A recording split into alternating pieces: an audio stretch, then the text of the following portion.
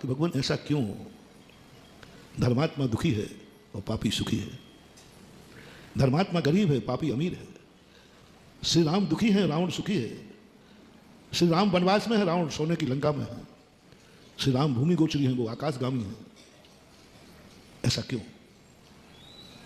तब प्रकृति ने कहा, अपने चिंतन में आया कि तुम इसको नहीं समझ पा रहे हो। पापी व्यक्ति को सजा देना है तो जब तक उसके पाप का घड़ा नहीं भरेगा हम सजा कैसे देंगे?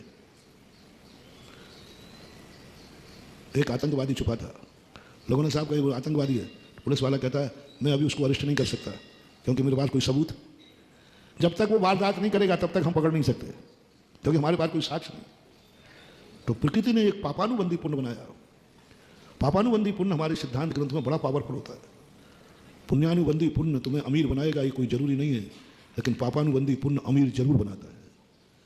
पुण्यानुबंधी पुण्य हमें अमीर बनाएगा कोई जरूरी नहीं, पुण्यानुबंधी पुण्य हमें स्वस्थ करेगा कोई जरूरी नहीं, पुण्यानुबंधी पुण्य हमें ताकत देगा कोई जरूरी नहीं, लेकिन पापानुबंधी पुण्य नियम से अमीर बनाता है क्योंकि वो पाप के लिए ही किया गया था, पाप के लिए ही किया गया था। पुण्यानुबंधी पुण्य तो साधु बनने के लिए किया गया था, धर्मात्मा बनने के लिए किया गया था, तो साधु बन जाएगा, अमीर नहीं बनेगा। पुण्यानुबंधी पुण्य वाले के यहाँ पाप नहीं बढ़ेगा, हिंसा करने की ताकत नहीं आएगी क्योंकि उसने भाव ही नहीं किया, वो तो जिंदगी भर यही सोचता रहा हे भगवान मेरे द्वारा किसी जीव की हिंसा ना हो। उसमें जो पुण्य बांधा वो तो अहिंसक बनेगा, पीट नहीं सकता पिटेगा, मार नहीं सकता मरेगा, क्योंकि भावना यही भाई थी कि भगवान जिंदगी में मेरे द्वारा कोई जीव ना मारा जाए, चींटी भी नहीं मारी जाए, मैं किसी जीव को नहीं मारना चाहता हूँ। उस समय जो तुम्हें पुण्यबंध बना, ऐसा बना कि तुम पिट सकते हो, पिट नहीं सकते, तुम मर सकते हो क्योंकि मार नहीं सकते, क्योंकि तुम्हारा पुण्य पुण्यानुबंधी पुण्य है। पुण्यानुबंधी पुण्यात्मा स्वयं मर सकता है लेकिन मारेगा नहीं, ये पुण्यानुबंधी की विशेषता है। पुण्यानुबंधी पुण्य बांधा था तुमने कि मैं कभी झूठ नहीं बोलूंगा, हे भगवान पूजा की थी, हे भगवान मैं कभी मेरे मुंह से झूठ नहीं निकले। आप दुनिया तुम्हें ठग लेगी लेकिन तुम किसी को नहीं ठग पाओगे क्योंकि तुम्हारा पुण्यानुबंधी पुण्य है। तुमने बांधा इसलिए था कि मैं किसी को ठगूं, झूठ नहीं बोलूं, मेरी ठगी से मेरे बेईमानी नहीं करूं, पुण्य बांधा ही तुमने ईमानदारी के लिए था। तो अब दुनिया तुम्हें ठगेगी, तुम किसी को नहीं ठग पाओगे।